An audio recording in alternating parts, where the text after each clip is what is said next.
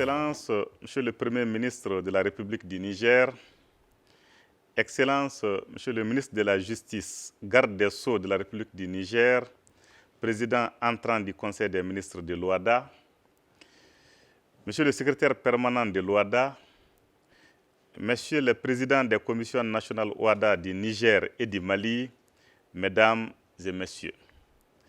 Je voudrais, à l'orée de mon propos, remercier mon éminent homologue, les gardes des Sceaux de la République du Niger, pour toute l'attention et pour les dispositions idoines qui ont été prises pour la préparation de cette cérémonie à la fois en présentiel et par visioconférence, ainsi que l'accueil réservé à la délégation du secrétariat permanent à Niamey. Je voudrais également rendre hommage à la République de Guinée équatoriale, qui, avant nous, a présidé pendant l'année 2020 aux destinées de l'OHADA. La République du Mali a poursuivi l'œuvre en 2021 et je suis heureux, au nom de mon pays, de passer les témoins à la République sœur du Niger. Je suis d'autant plus heureux que je passe à la République du Niger les commandes d'une organisation pleine de vitalité, qui offre des perspectives de croissance rassurantes pour nos États et nos concitoyens, mais également qui a des défis à relever et des contraintes institutionnelles à surmonter. Sous l'impulsion éclairée de son Excellence le colonel Assimi Goïta, président sortant de la conférence des chefs d'État et de gouvernement, l'OHADA a connu un dynamisme remarqué au cours de l'année 2021. Ainsi, 2 réunions du Conseil des ministres et des réunions d'autres instances de l'organisation ont été convoquées et tenues, aussi bien à Bamako que dans les autres capitales de l'espace OHADA. Nombre de réunions techniques ont aussi été organisées au cours de la même période. Sur le plan de la perspective normative, plusieurs chantiers novateurs ont été prospectés et sont en cours. Cette cadence soutenue est exceptionnelle et témoigne de la vivacité de notre commune organisation. Ce dynamisme dans la vie institutionnelle s'est traduit par des résultats concrets.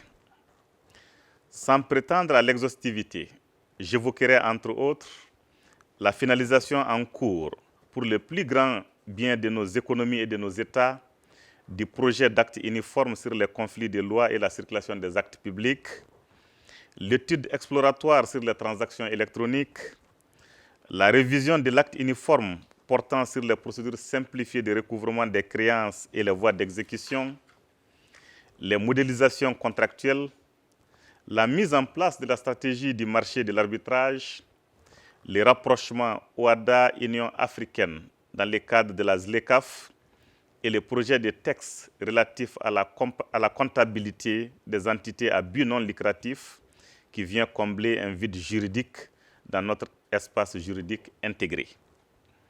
Avec l'aboutissement de ces chantiers ouverts depuis quelques années, nos États et les acteurs économiques disposent désormais d'un droit extrêmement compétitif, adapté et efficace pour la gestion du contentieux des affaires.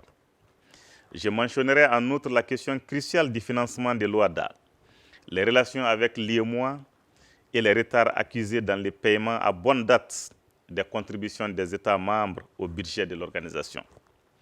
Nous devons veiller à consolider et lever les obstacles résiduels au financement régulier de l'OHADA. Je relèverai enfin la pacification du climat social au niveau de l'OHADA par la mise en place prochaine d'un comité des sages au niveau du Conseil des ministres de notre organisation. Tout cela a été possible grâce à l'engagement, à la disponibilité et au sacrifice des hommes et des femmes qui animent le secrétariat permanent de l'OHADA sous le leadership éclairé du professeur Emmanuel Sidibi Darakoum. Chers professeurs, à vous et à l'ensemble de votre équipe, je dis grand merci pour votre accompagnement de qualité. Je voudrais vous exhorter à accorder le même accompagnement à la présidence du Niger.